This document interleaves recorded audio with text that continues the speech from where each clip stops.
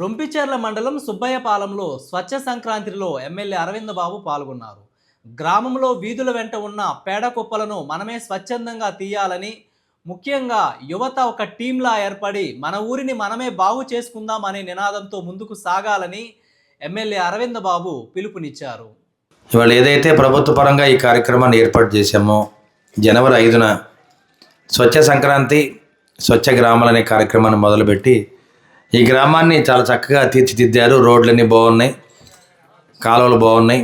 అంటే రోడ్లు అమ్మటి ఏదన్నా దెబ్బలు ఉంటే కనుక వాటిని కూడా తీసేయండి. మీకు ఆల్మోస్ట్ ఈ పంచాయతీలో స్వచ్ఛ సంక్రాంతి తరపున మీకు ప్రైజ్ వచ్చే అవకాశాలు ఎక్కువ ఉన్నాయి. మరి పీడీ గారు కూడా చెప్పడం జరిగింది.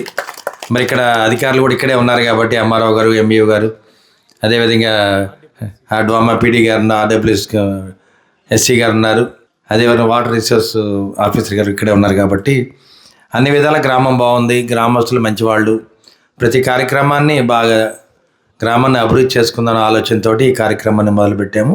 అంటే వెనకటి రోజుల్లో 50 ఏళ్ళ క్రితం మనం అందరం కూడా గ్రామాల్ని మనమే బాగు చేసుకునేవాళ్ళం. గ్రామంలో ఉన్న కాలువలు మనమే తీసి పూడికి తీసుకునేవాళ్ళం.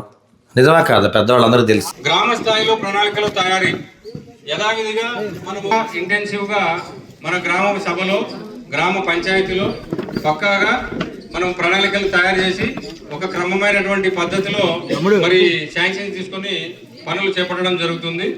మరి దీంట్లో ముఖ్యమైనటువంటి ఈ అంశాలకు కానీ, నాయకులకు కానీ, శ్రామికులకు కానీ, ఇప్పుడు ఇది వరకు నేను ఇందాక చెప్పాను, 10th క్లాస్ ఉన్నప్పుడు ఒక నార్మల్ సిలబస్ ఉంటుంది, ఇంటర్మీడియట్ పోయిన తర్వాత ఇంకొంచెం పెరుగుతుంది కదా.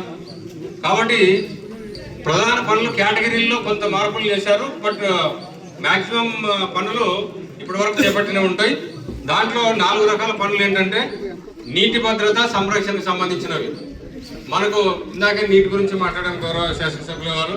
మరి నీటి మట్టం ఈ గ్రామంలో మన గౌరవ ముఖ్యమంత్రి గారు ఇన్స్ట్రక్ట్ చేసినటువంటి మేరకు ఈ 3 మీటర్లు 8 మీటర్ల మధ్య స్థాయిలో ఉన్నాయి. చాలా సంతోషం. మరి ఆ నీటి సంరక్షణ, నీటి భద్రత ఈ లెవెల్లో మనకు మే వరకు 8 మీటర్ల లోపు మే నెలలో కూడా ఉండాలి. సో ఆ విధంగా నీటి సంరక్షణ చేసేటువంటి పనులు టేకప్ చేయడం జరుగుతుంది.